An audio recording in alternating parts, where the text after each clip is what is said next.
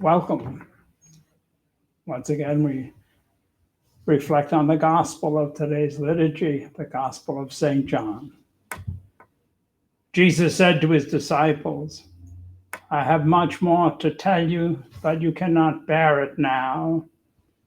But when he comes, the Spirit of truth, he will guide you to all truth. He will not speak on his own, but he will speak what he hears and will declare to you the things that are coming.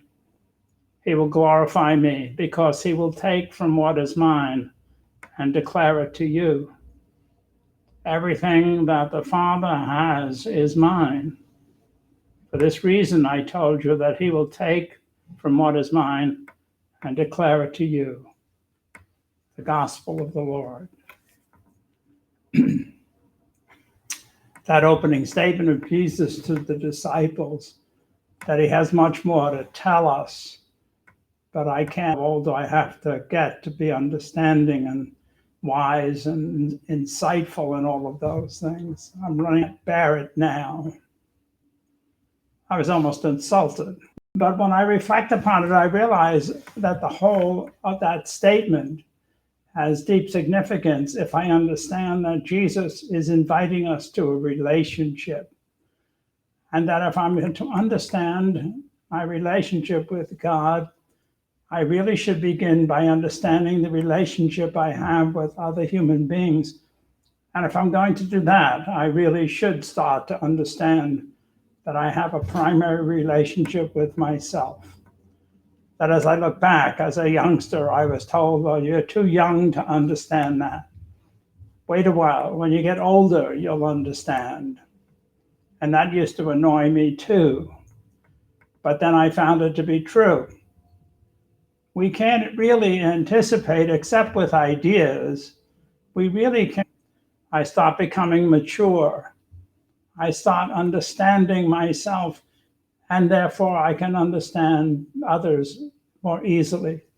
I can even perhaps start becoming compassionate because I know what it feels like, whatever it may be. And so it takes work to be in relationship. And what you're at that point where you experience it, where you have sometimes experience of failure, is I have much more to tell you, and I will tell you, but you're not going to understand. Where you have joys and success, but all of it together needs to be gone through, to be reflected upon. We need to grow, and that never stops.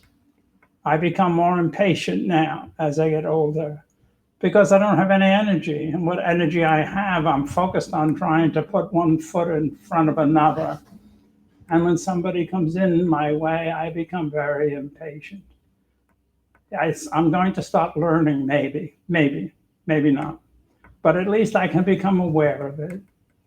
You see, my relationship with God is not just trying to show him how good I am, but what he wants is for me to be loving.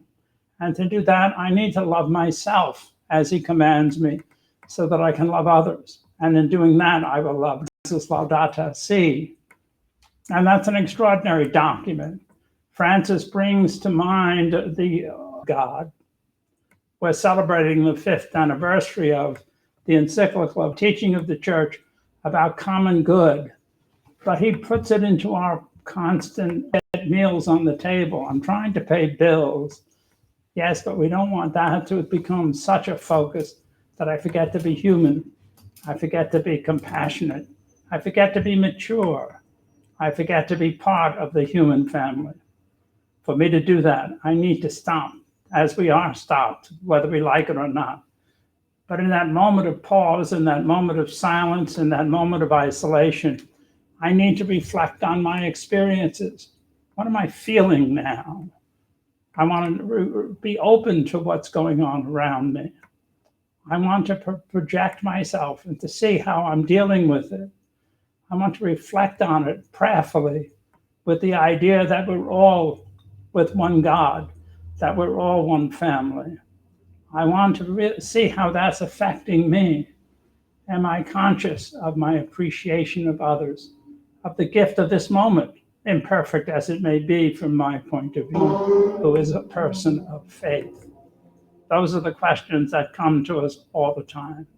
It's never just living a mature life, but every moment as I grow and experience. God says to me, I have things to tell you, and you can't really hear them now. And even if you could hear them, even if you are experiencing them, we have to be open to the Spirit of God that is always in us and among us. God will bring me the understanding, the commitment, the sensitivity, and the courage sometimes to live according to what I believe, to be the mature being that God has created at this moment in my journey.